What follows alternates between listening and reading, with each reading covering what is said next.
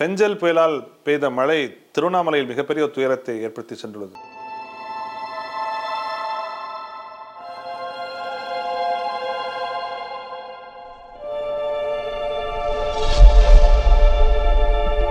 கிழக்கு தொடர்ச்சி மலையில் இருக்கக்கூடிய திருவண்ணாமலையில் இது ஒரு நிலச்சரிவு அப்படிங்கிறது ரொம்ப ஒரு புதிய தகவலாகவே இருந்துச்சு. ஏனென்றால் கிழக்கு தொடர்ச்சி மலையை பொறுத்த வரைக்கும் நமக்கு ஜவ்வாது மலையில் தான் இந்த மாதிரி லேண்ட் ஸ்லைடிங் அப்படிங்கிறது நடந்திருக்கு.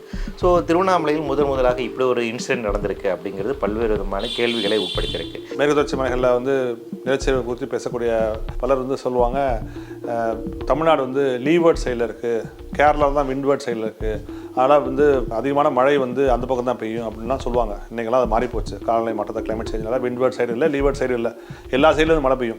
ஒரு நிலச்சரிவு ஏற்படுவதற்கு பல்வேறு காரணங்கள் இருந்தாலும் இந்த திருவண்ணாமலை நிலச்சரிவு ஏற்பட்டதற்கு அடிப்படையான காரணம் அதிகப்படியான பெய்த கனமழை, அதாவது short duration high intensity rainfall. இதில் நாம் அடிப்படையில் புரிந்து கொள்ள வேண்டிய ஒரு விஷயம் என்னன்னா, இந்த மாதிரி நிலச்சரிவு ஆபத்துகளை எப்படி புரிந்து கொள்வது, இதில் மக்களை பாதுகாப்பதற்கான நடவடிக்கை யார் மேற்கொள்வது, இதுக்கான ஒருங்கிணைப்புகளை எப்படி செய்ய வேண்டும் அப்படிங்கிற ஒரு கேள்வி அப்படி இருக்குது.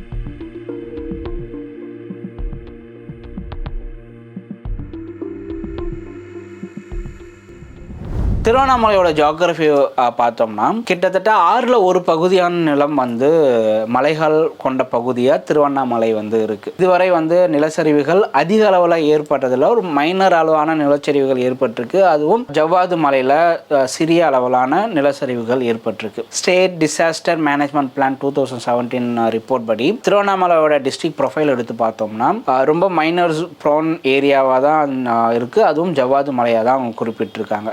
ஸோ இதுவரை இப்போ திருவண்ணாமலையில் ஏற்பட்டக்கூடிய பகுதிகளை இதுவரை நிலச்சரிவு அப்படிங்கிறது ஏற்பட்டதே இல்லை. ஒரு நிலச்சரிவு ஏற்படுவதற்கு பல்வேறு காரணங்கள் இருக்கும். ஜியாலஜிக்கல் ரீசன்ஸ், புவியியல் சார்ந்த காரணங்கள், மார்பாலஜிக்கல் ரீசன்ஸ், அந்த உருவகம் சார்ந்த காரணங்கள், நில அதிர்வுகள், நில நடுக்கங்கள், மனித செயல்பாடுகள், பல்வேறு காரணங்கள் இருக்கும். இந்த திருவண்ணாமலை பொறுத்த மட்டும் 2 முக்கியமான காரணங்களை புவியியலாளர்கள் சொல்றாங்க. ஒன்று, கடந்த பல ஆண்டுகளாக இந்த பகுதியில் சின்ன சின்ன நில அதிர்வுகள் ஏற்பட்டே வந்துச்சு. நமக்கு ஒரு 5க்கு மேல படம் நம்ம ஃபீல் பண்ணவே முடியும். 2, 2.5, 3 வந்துச்சுன்னா நம்மளால ஃபீல் பண்ண கூட முடியாது. ஸோ இந்த சின்ன சின்ன நிலதிர்வுகள் அந்த பகுதியில் இருக்கக்கூடிய அந்த திருவண்ணாமலை மலையை கொஞ்சம் ரொம்ப இலகுவாக்கிடுச்சு அந்த மணல் பரப்பு. ஸோ வெஸ்டர்ன் காட்ஸுக்கும் ஈஸ்டர்ன் காட்ஸுக்கும் என்ன வித்தியாசம்? இந்த லேண்ட்ஸ்லைட் ஏற்படுறதுல ஏன் வெஸ்டர்ன் காட்ஸ் மோஸ்ட் வல்னரபுளாக இருக்குது அப்படின்னு பார்த்தோன்னா, இந்த மலைகளுடைய சாய்வுத்தன்மை, ஸ்லோப் ஆங்கிள் 30 டிகிரிக்கும் அதிகமாக இருந்தது அப்படின்னா, அந்த சாய்வுத்தன்மை அதிகமாக இருந்தது அப்படின்னா, ஸோ இந்த மலைகள் நிலச்சரிவு அதிகமான மழை பெய்யும் போதோ இந்த மாதிரி ஏதாவது இயற்கை பேரிடர்கள் ஏற்படும் போது நிலச்சரிவுகள் ஏற்படுறதுக்குண்டான வாய்ப்புகள் ரொம்ப அதிகமாக இருக்கும். 30 டிகிரிக்கும் அதிகமாக. நம்ம வெஸ்டர்ன் காட்ஸ் எடுத்து பார்த்தோம்னா ஆல்மோஸ்ட் ஸ்டீப் மவுண்டெயின்ஸ் அங்கே அதிகமாக இருக்குது. So Western Ghats mostly prone to வல்னரபுளாக இருக்குது. அதே கேஸ் நமக்கு ஈஸ்டர்ன் காட்ஸ் அவ்வளோ ஸ்டீப் ஸ்லோப் கொண்ட மலைகள் இங்கே கிடையாது. இதனால் ஈஸ்டர்ன் காட்ஸ் நிலச்சரிவுகள் ஏற்படுறதுக்கு உண்டான வாய்ப்புகள் கம்மியாக இருக்கக்கூடிய பகுதிகளாக இருந்துகிட்ருக்கு. ஈஸ்டர்ன் காட்ஸ் முழுக்க பார்த்தோம்னா ஆந்திராவில் சில பகுதிகள் லேண்ட்ஸ்லைட் ப்ரோன் ஏரியாவாக இருந்துகிட்ருக்கு. தமிழகத்தை பொறுத்த வரைக்கும் ஹில் ஏரியா கன்சர்வேட்டிவ் அத்தாரிட்டிஸ் அப்படின்னு ஒரு அத்தாரிட்டி இருக்காங்க. Town and country planning act அப்படின்னு சட்டத்தின் கீழாக இருக்கக்கூடிய ஒரு பிரத்யேகமான குழு.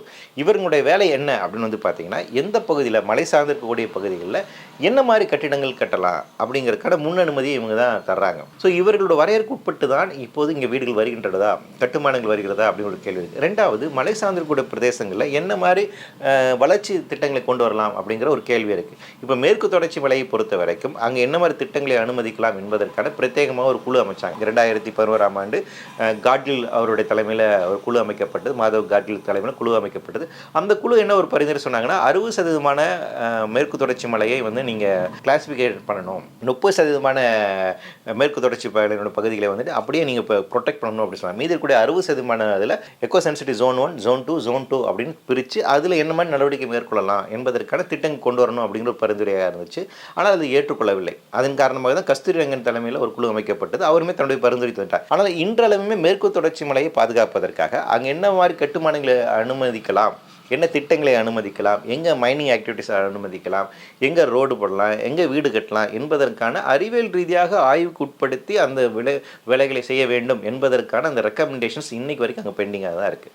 ஒன்றிய அரசாங்கம் இது குறித்தான ஒரு டிராஃப்ட் நோட்டிஃபிகேஷன் கொடுத்தாங்க, அதுவுமே பெண்டிங்காக இருக்குது. அப்போ சட்ட ரீதியாக ஒரு மலை சார்ந்து இருக்கக்கூடிய பிரதேசத்தில் மக்கள் ஆபத்து இல்லாமல் வாழ்வதற்கான சூழலை உறுதி செய்வதற்கான சட்டத்திட்டங்கள் அப்படிங்கிறது போதுமானதாக இல்லை. மேற்கு தொடர்ச்சி மலையை பொறுத்த வரைக்கும் இந்த நிலைமை தான் இருக்குது. கிழக்கு தொடர்ச்சி மலையை பொறுத்த வரைக்கும் சுத்தமாக ஒன்றுமே இல்லை, அங்கே பெரிய அளவுக்கு ஆய்வுகளே இல்லை.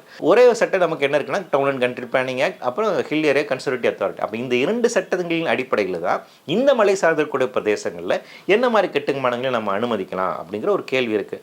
ஆனால் இவையெல்லாம் முறைப்படுத்துவதாக நடக்கப்படுகிறதா அப்படின்னு கேட்டிங்கன்னா இல்லை. அப்போ இந்த சம்பவம் நமக்கு என்ன சொல்லுதுன்னா, தொடர்ச்சியாக நாம் நிலம் சார்ந்திருக்கக்கூடிய பகுதியிலும் மலை சார்ந்திருக்கக்கூடிய பகுதியிலும் பல்வேறு விதமான மாற்றங்களை உண்டாக்கி கொண்டு வருகிறோம். இதனோட விளைவு என்ன ஆகுதுன்னா, அந்த பகுதி அப்படிங்கிறது ஒரு ஆபத்து நிறைந்த ஒரு பகுதியாக மாறுகின்றது. அப்போது எந்த இடத்துல என்ன மாதிரி கட்டுமானங்களை அனுமதிக்கலாம், எங்கே எந்த திட்டங்களை அனுமதிக்கலாம் என்பதற்கான அறிவியல் ரீதியான இருக்கக்கூடிய முன்னெடுப்புகள் செய்ய வேண்டிய ஒரு தேவை இருக்குது. சட்டமும் அதுதான் சொல்லுகிறது. ஆனால் சட்டம் சார்ந்திருக்கக்கூடிய அமலாக்கல் அப்படிங்கிறது இங்கே சிக்கலம் உண்டானதாக இருக்கின்றது. எனவே இந்த பின்னணியிலிருந்து தான் நாம் இந்த பிரச்சனையை அணுக வேண்டியது இருக்குது. கனமழை இருக்கும்போது எவ்வளவு மழையை வந்து அந்த மழையால் தாங்க முடியும் அப்படின்னு பார்த்தீங்கன்னா, ஒரு 30 சென்டிமீட்டர் அளவுக்கு மழை பொழிந்தால் அதை வந்து இந்த மண்ணை வந்து தாங்கி கொள்ளும். ஆனால் அதற்கு மேலே வந்து போகும்போது சாயில் சேச்சுரேஷன் அதிகமாக ஆகி அந்த பகுதியில் இந்த மாதிரி நிலச்சரிவு ஏற்படுவதற்கான வாய்ப்புகள் அதிகம். அப்போ இந்த சேச்சுரேஷன் அப்படின்றது என்ன அப்படின்னு நம்ம புரிஞ்சுக்கணும். இப்போ நம்ம ரோட்டில் மணல் பார்க்குறோம், அப்போ ஒரு மணலுக்கும் இன்னொரு மணலுக்கும் இடையில் இருக்கக்கூடிய அந்த கேப் இருக்குல்ல, ஸோ அது வந்து காற்றினால் நிரப்பப்பட்டு இருக்கும். அப்போ அந்த காற்று நிரப்பப்பட்டிருக்கக்கூடிய அந்த ஒரு மண்ணுக்கும் இன்னொரு மண்ணுக்கும் இடையில் இருக்கக்கூடிய அந்த கேப்பை தண்ணி வந்து நிரப்புது அப்படின்னா அதை வந்து சேச்சுரேஷன் அப்படின்னு சொல்கிறாங்க. அப்போ அதிகப்படியான தண்ணீர் வந்து இந்த மணலில் வந்து அது அந்த வாய்டை வந்து நிரப்பும் போது அந்த மணல் வந்து கொலாப்ஸ் ஆகி அது வந்து சரியுது. ஸோ இதை தான் வந்து லேண்ட்ஸ்லைடு அப்படின்னு சொல்கிறோம்.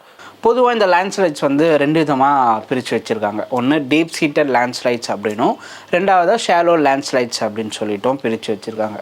இந்த டீப் சீட்டட் லேண்ட்ஸ்லைட்ஸ்னால் என்ன அப்படின்னு பார்த்தோன்னா, மினிமமாக இது வந்து இதோட ஆழம் வந்து 10 மீட்டருக்கு அதிகமாக இருக்கும்.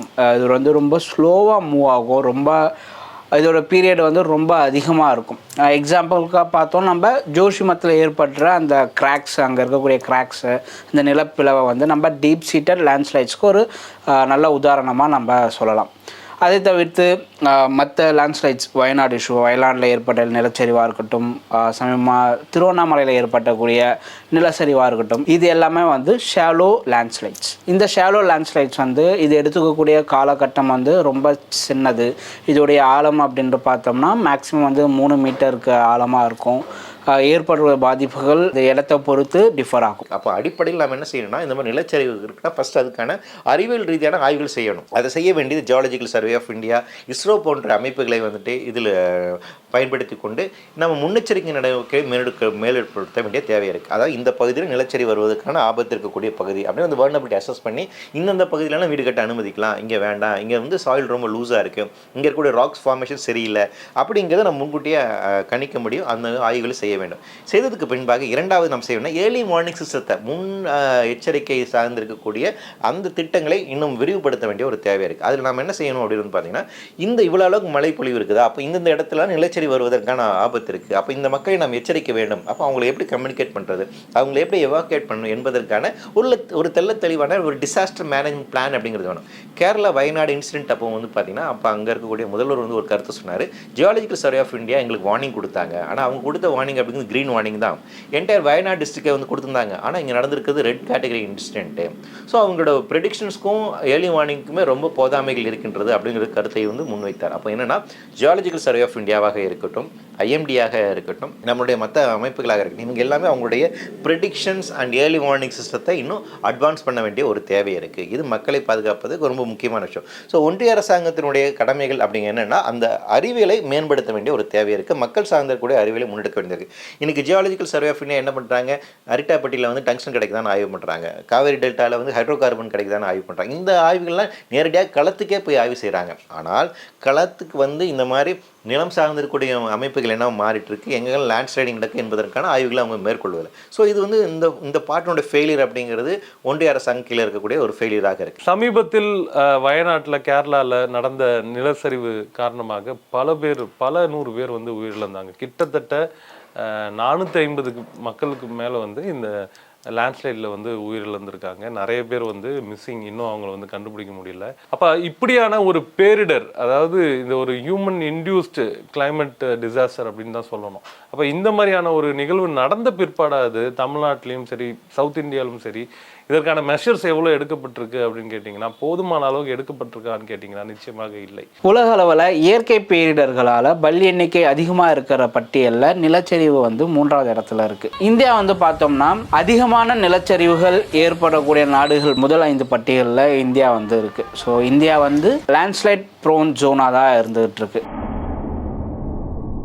இன்றைக்கி நம்ம நிலம் சார்ந்து இருக்கக்கூடிய பகுதிகள் பல்வேறு விதமாக மாற்றமடைந்து கொண்டு வருகிறது, மாற்றங்களை ஏற்படுத்தி கொண்டு வருகிறோம். அப்படி மாற்றங்களை நிகழ்த்துகின்ற போது அதனுடைய பாதிப்பு என்னவாக இருக்கும் அப்படிங்கிற ஒரு கேள்வி இருக்குது. இப்போ மேற்கு தொடர்ச்சி மலையில் நம்ம நிறையா சேஞ்சஸ் பண்ணியிருக்கோம். அங்கே நிறைய மைனிங் ஆக்டிவிட்டிஸ் நடந்திருக்கு, டனல் பண்ணியிருக்கோம், டனலிங் ஆக்டிவிட்டிஸ் நடந்திருக்கு, டேம்ஸ் கட்டியிருக்கோம், ஒரு சாலைகளை அமைச்சிருக்கோம். ஸோ அதனுடைய இம்பேக்ட் என்னவாக இருக்கும், அதனுடைய பாதிப்பு என்னவாக இருக்கும் அப்படின்னு ஆய்வுக்குட்படுத்த வேண்டிய தேவை இருக்குது. இமயமலையிலுமே இப்படி தான், அங்கேயுமே நிறைய டனல் ப்ராஜெக்ட்ஸாக இருக்கட்டும், டேம்ஸ் அண்ட் ப்ராஜெக்ட்ஸாக இருக்கட்டும், இப்படி நிறைய ப்ராஜெக்ட்ஸ் வந்துருக்கு. அதனோட விளைவு என்னென்னா இமயமலை கடுமையாக பாதிப்புக்குள்ளாக இருக்குது. இன்னும் சொல்லப்போனால் இமயமலை சார்ந்திருக்கூடிய பகுதியில் குறிப்பாக அந்த ஜோஷிமத் அப்படிங்கிற ஒரு கிராமம் பார்த்திங்கன்னா பெரிய அளவுக்கு பாதிப்புக்கு உண்டாகி அது அப்படியே அமுங்கிட்டு இருக்கு.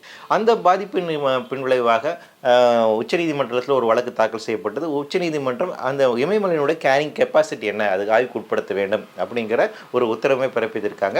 அது குறித்தான வழக்கு அங்கே அந்த மாநிலத்தினுடைய உயர்நீதிமன்றத்திலுமே நிலுவையில் இருக்குது. ஒரு மலை சார்ந்திருக்கக்கூடிய பிரதேசம் என்னவாகுது, அது எப்படி மாற்றுதலுக்கு உள்ளாகிறது, குறிப்பாக அர்பனைசேஷன் காரணமாக, மனித செயல்பாட்டின் காரணமாக என்ன மாறுதல் அங்கே ஏற்பட்டு வருது, அங்கே இருக்கக்கூடிய வெஜிடேஷனில் என்ன மாறுதல் ஏற்படுங்க, அங்கே இருக்கக்கூடிய லேண்ட்ஸ்கேப்பில் என்ன மாறுதல் நடக்குது, அது மக்கள் வாழக்கூடிய தகுதியான இடம் தானா, ஒரு பகுதியில் எந்த அளவுக்கு மக்கள் வாழ முடியும், ஒரு மலை சார்ந்திருக்கக்கூடிய பிரதேசத்தில் எந்த அளவுக்கு மக்கள் வாழ முடியும் என்பதற்கான விஞ்ஞான ரீதியாக பல்வேறு விதமான ஆய்வுகள் மேற்கொள்ள வேண்டிய தேவை இருக்குது. அதே போல் ஒரு மலை சார்ந்திருக்கிற பிரதேசத்தில் நீங்கள் வீடுகள் எப்படி கட்டணும், என்ன ஸ்லோப்பில் வந்து கட்டணும் என்பதற்கான தெளிவான சட்ட ரீதியாக இருக்கக்கூடிய வரையறையுமே கொண்டு வர வேண்டிய தேவை இருக்குது. அப்போ இந்த முன்னெடுப்புகளாம் செய்ய வேண்டும் அப்படிங்கிறத உச்சநீதிமன்றத்தினுடைய ஒரு பார்வையாகவே இருந்துட்டு. ஸோ இந்த பின்னணியில் தான் தமிழகத்தில் இருக்கக்கூடிய இந்த திருவண்ணாமலை சார்ந்திருக்கூடிய இந்த நிலச்சரிவை நாம் புரிந்து கொள்ள வேண்டிய தேவை இருக்குது. இப்போ வருங்காலங்களில் இந்த மாதிரி கனமழை இருக்கும், அதிதீவிர கனமழை தான் இனிமேல் இயல்பாக இருக்க போகுது. அப்போ அதுக்கு நம்ம மற்ற தயாரிப்பு எப்படி செய்கிறோமோ அதே மாதிரி நிலச்சரிவுக்கான தயாரிப்பும் நம்ம செய்ய வேண்டும். வெஸ்டர்ன் காட்ஸில் எந்தெந்த பகுதியெல்லாம் வல்னரபுளாக இருக்குது, இங்கே இருக்கிற மற்ற மலை பிரதேசங்கள் ஈஸ்டர்ன் காட்ஸ் உட்பட மற்ற பிரதேசங்களில் எங்கெல்லாம் வந்து உங்களுக்கு இந்த மாதிரி லேண்ட்ஸ்லைட் ப்ரோன் ஏரியா இருக்குன்றதை ஐடென்டிஃபை பண்ணி அதை வந்து நம்ம பாதுகாக்கப்பட்ட பகுதியாக நோ டெவலப்மெண்ட் ஜோனாக அறிவித்து அதை வந்து நம்ம பாதுகாக்கும் முயற்சியில் வந்து அரசு ஈடுபடணும் அப்படின்னு பூவுலகின் நண்பர்கள் சார்பாக கோரிக்கை வைத்தோம். அதே மாதிரி இன்னொரு முக்கியமான கோரிக்கையாக தமிழ்நாட்டில் இந்த மாதிரி நிலச்சரிவை வந்து ஆய்வு செய்வதற்கான ஒரு பிரத்யேகமான ஒரு ஆய்வு மையத்தை அரசு வந்து தமிழ்நாடு அரசு வந்து உருவாக்க வேண்டும் அப்படின்ற கோரிக்கையும் வைத்திருந்தோம். அப்படியான ஒரு ஆய்வு மையம் வந்து உருவாக்குவதற்கான அறிவிப்பு இது வரைக்கும் வரல. ஆனால் தமிழ்நாடு அரசு பார்த்தீங்கன்னா ஒரு பிரத்யேகமாக ஒரு குழு அமைத்து இங்கே உள்ள லேண்ட்ஸ்லைடை பற்றி ஆய்வு பண்ணுவதற்காக ஒரு குழு வந்து அமைச்சிருக்காங்க. அது ஒரு நல்ல விஷயம். ஆனால் அது மட்டும் போதாது, வெஸ்டர்ன் காட்ஸுக்கு மட்டும் செய்வது போதாது, ஈஸ்டர்ன் காட்ஸுக்கும் நம்ம வந்து நிச்சயமாக இதை செய்ய வேண்டும் என்பதை தான் ஆணித்தனமாக வலியுறுத்தி சென்றிருக்கிறது இந்த பேரிடர். வயநாடு பேரிடருக்கு பிறகு தமிழக அரசு வந்து மேற்கு தொடர்ச்சி மலைகளையும் கிழக்கு தொடர்ச்சி மலைகளையும் முழுமையாக ஆய்வு செய்து இதை போன்ற ஒரு நிலச்சரிவு ஏற்படாமல் தடுப்பதற்கான விஷயத்தை ஆரம்பித்தது.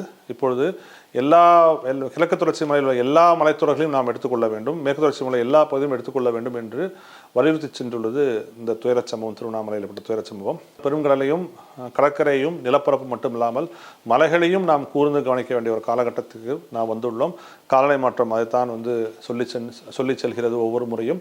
இந்த தவறுகளிலிருந்து, இந்த துயரத்திலிருந்து பாடம் கற்றுக்கொள்வது ஒன்று மட்டுமே நம்மால் இன்னும் வருங்காலத்தில் இதை போன்ற நிகழ்வு நிகழாமல் தடுப்பதற்கான ஒரு முக்கிய முன்னெடுப்பாக இருக்கும் என்று நாங்கள் கேட்கிறோம். எல்லா மலைத்தொடர்களையும் இது குறித்து ஆய்வுகளை மேற்கொள்ள வேண்டும் என்று நாங்கள் கோருகிறோம்.